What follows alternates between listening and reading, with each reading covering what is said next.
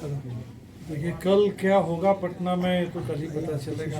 इसके बारे में अभी कोई पहले से प्रेडिक्शन करने से कोई फायदा नहीं है, लेकिन जो हो चुका है बिहार में उसको समझना जरूरी है। ये बात तो जग जाहिर है कि नीतीश जी एक तरह से उनकी आदत जैसी पड़ गई है कि वो समय समय पर इधर से उधर होते हैं।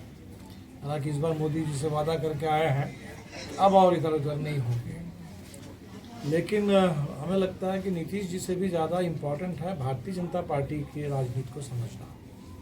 सामने चुनाव है और हम देख रहे हैं कि चुनाव से पहले संसद में तो मोदी जी दावा ठोक रहे हैं 400 पार 370 कुछ भी बोल रहे हैं, लेकिन बीजेपी के अंदर घबराहट इतनी है कि वो तमाम जहाँ जहाँ कोई गैर भाजपा सरकार है उन सरकारों को अस्थिर करने पर बीजेपी तुली हुई है।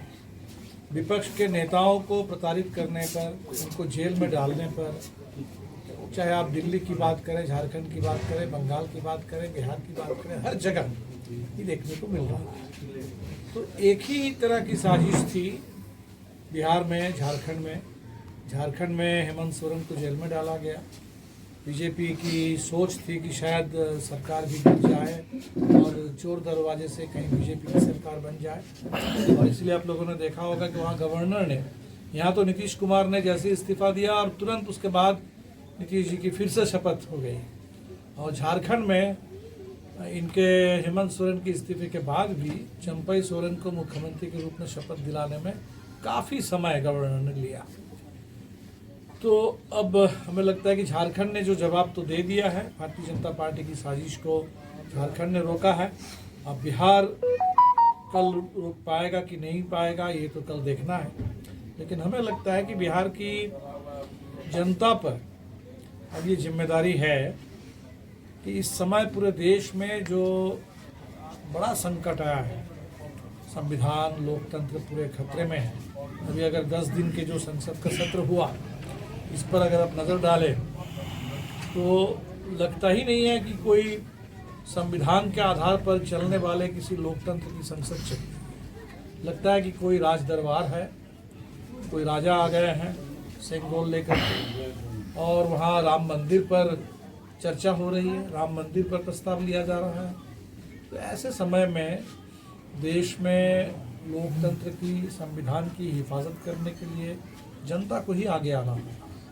और इसमें बिहार तो वो प्रदेश है जहां हर ऐसे संकट में जनता खड़ी हुई है और आंदोलन बिहार से आगे बढ़ा है। और इसीलिए हमें लगता है कि कल कुछ भी हो जाए पटना में, चाहे बिहार में सरकार बने ना बने, राष्ट्रपति शासन थोपा जाए, कुछ भी भारतीय जनता पार्टी कोशिश कर ले, बिहार को बिल्कुल आगे बढ़ना होगा। देश की अगुवाई इस समय बिहार को करना है और 24 के चुनाव में निश्चित तौर पर देश को बचाने के लिए भारतीय जनता पार्टी के खिलाफ, मोदी सरकार के खिलाफ एक निर्णायक जनादेश बिहार से चाहिए। हमें लगता है कि अभी जो कई सर्वे भी आ रहे हैं उससे भी पता चल रहा है कि बावजूद तमाम तिक्रम, मध्य प्रदेश, महाराष्ट्र हो, बिहार हो, झारखंड हो, हर जगह सर्वे तो बता रहे हैं कि भारतीय जनता पार्टी की स्थिति बहुत अच्छी नहीं है। और नीचे अगर आंदोलन तेज होगा तो निश्चित तौर पर चुनाव में भी उसका अच्छा परिणाम निकलेगा। 16 तारीख को पूरे देश के ट्रेड यूनियन, किसान संगठन, ग्रामीण मजदूरों ने मिलकर के ग्रामीण हड़ताल का ऐलान किया है। दिल्ली में हम देख रहे हैं कि फिर एक बार किसान कूच कर रहे हैं दिल्ली की ओर, और किसानों को रोकने के लिए आज तो पूरे आंसू गैस का रिहर्सल शुरू हो गया है। फिर सड़कों पर वो कटीले तार उस पूरे लगाने की कोशिश हो रही है। तो देश में आंदोलन का माहौल है और बिल्कुल करना होगा। उत्तराखंड में हल्द्वानी में जिस तरह से बुलडोज़र से मस्जिद को, मदरसे को गिरा दिया गया, हाईकोर्ट के निर्देश के बावजूद, तो वो बेहद चिंता की बात है, आपत्तिजनक है। और उस पर जो लोगों के गुस्से का हमने विस्फोट देखा, अब उसको कुचलने के लिए फिर और ज़्यादा दमन भारतीय जनता पार्टी हर जगह कर रही है। बरेली में हमने देखा कि जो ज्ञानवापी मस्जिद के सवाल पर बनारस कोर्ट के फैसले के खिलाफ जनता जब सड़क पर आई जेल भरो आंदोलन में, तो उसको भी कुचलने के लिए पूरे प्रशासन, पुलिस प्रशासन ने दमन शुरू किया। तो हमें लगता है कि ये दमन से तो लोग दबेंगे नहीं, आंदोलन आगे बढ़ेगा और हर अन्याय के खिलाफ, संविधान पर हर हमले के खिलाफ हम लोग मिलजुल करके देश में लड़ेंगे और लड़कर ही इस देश को हम लोग जिंदा रखेंगे, संविधान को, लोकतंत्र को आगे बढ़ाएंगे।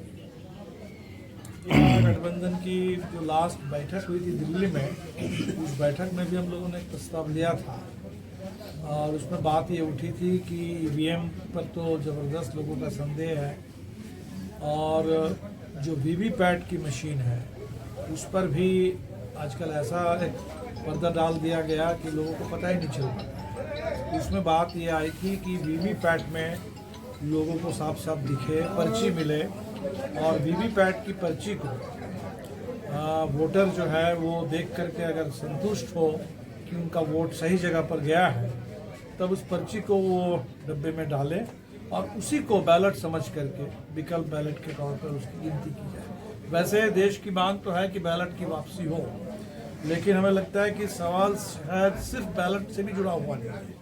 अभी चंडीगढ़ में जो हम लोगों ने देखा, छोटा चुनाव था, मेयर का चुनाव था, बैलेट पर ही था और वहाँ जिस तरह से प्रिजाइडिंग ऑफिसर को कैमरा के सामने वो पूरे बैलेट को बर्बाद करने, नष्ट करने, अपोजिशन के आप और कांग्रेस के 8-8 मत को इनवैलिड डिक्लेयर करने के लिए उन्होंने काम किया।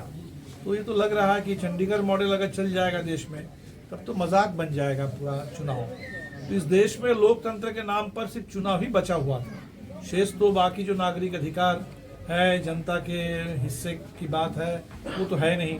सिर्फ चुनाव समय समय पर हो रहे थे, लेकिन अब अगर जो ईवीएम अगर संदिग्ध हो, चुनाव आयोग उसके बारे में जो सरकार ने नया कानून बनाया, चुनाव आयोग की पूरी नियुक्ति सरकार के द्वारा होगी और लग रहा है कि चुनाव आयोग भी एक तरीके से एक सरकारी संस्था में तब्दील हो जाएगी, सरकार के मार्फत चलने वाली।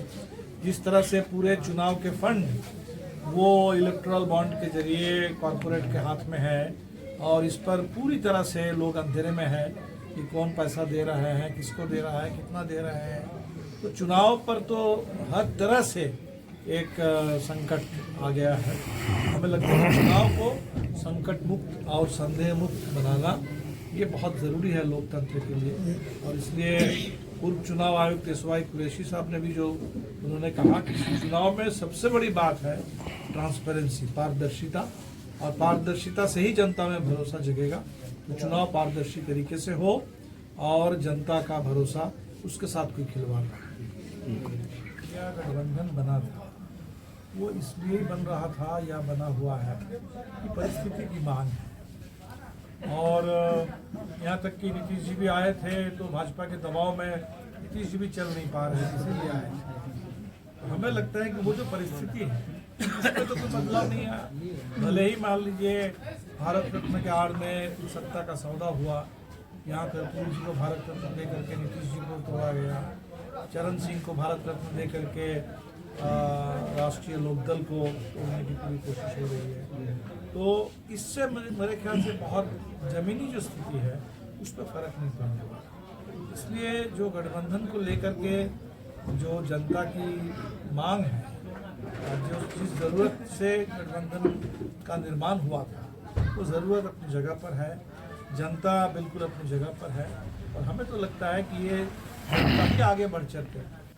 गठबंधन तो बनता है, कभी टूटता है, लेकिन जनता की जहाँ तक बात है वो डट कर मुकाबला करेगी, इसमें कोई दो राय नहीं है।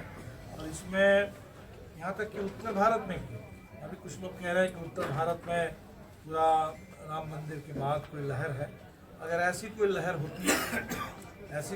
होती तो आज जो आप देख रहे हैं सरकारों को गिराने, तोड़ने, नेताओं को जेल में डालने, इसमें बिल्कुल ये दिख रही है कि भारतीय जनता पार्टी की कमजोरी दिख रही है। जो सर्वे भी अभी आया एक मूड ऑफ द नेशन के नाम पर, उस सर्वे को भी ठीक से अगर उसका अध्ययन किया जाए उसमें भी बिल्कुल साफ दिख रहा है कि जनता में भारी नाराज़गी है, आर्थिक सवालों पर तो बहुत ज़्यादा नाराज़गी है।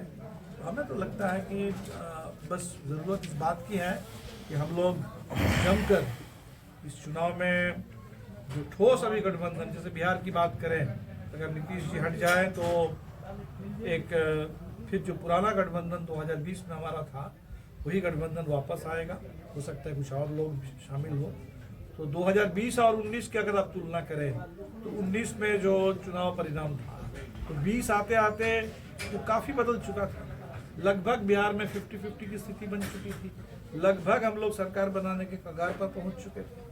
तो हमें तो लगता है कि वही माहौल रहेगा और बिल्कुल जनता अपनी पूरी एकता से, मुस्तैदी से जवाब देगी।